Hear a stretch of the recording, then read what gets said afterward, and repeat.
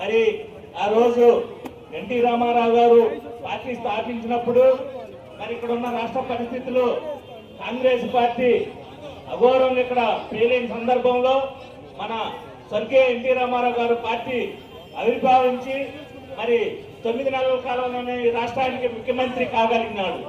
మరి అటువంటి వ్యక్తి ఈ రాష్ట్రానికి పేదలకి బడుగు బలహీన వర్గాలకి మరి అందరికో పదవులు ఇచ్చినటువంటి ఎన్టీ రామారావు గారు ఎస్సీ ఎస్టీ బీసీ సోదరులందరూ కూడా ఆ రోజు రాజకీయంగా మరి కల్పించినటువంటి వ్యక్తి మన స్వర్గీయ ఎన్టీ రామారావు గారు.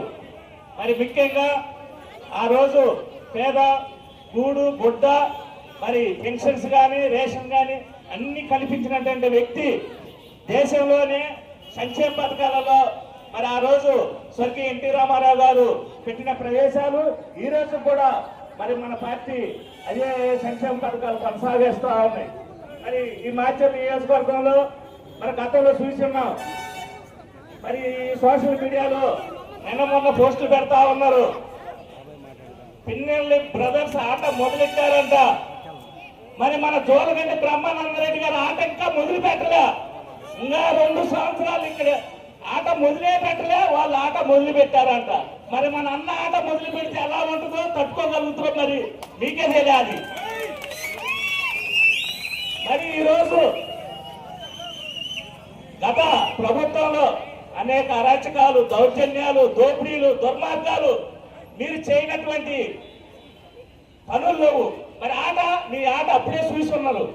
మరి గత 5 సంవత్సరాలు మీ ఆట చూసి మరి ప్రజలు ఇక్కడ బ్రహ్మాండమైన తీర్పు మన బ్రహ్మానందరెడ్డి గారికి ఇచ్చున్నారు. మరి మీకు ఇంకా 2029లో మళ్ళీ కొత్త ఆట ఈ ప్రజలు చూపిస్తారని నేను కోరుకుంటున్నా.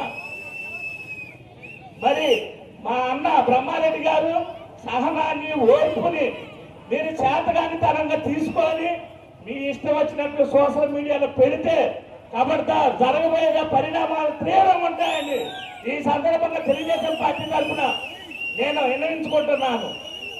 మరి మీ ఆటలు చూసిన ఈ ప్రజలు 2029 నాటికి కొత్త ఆట కూడా మళ్ళీ చూపిస్తారు. మీరు చేసిన దౌర్జన్యాలకి ఇంకొక 20 సంవత్సరాలు కూడా మీకు ఓటు వేయాలంటే భయపడే పరిస్థితులు మరి కల్పిస్తున్నారు. మీకు 20 సంవత్సరాల దాకా కూడా ఈ నియోజకవర్గంలో మరి మీకు ఓటేసే పరిస్థితి లేదని కూడా తెలియజేసుకుంటున్నారు.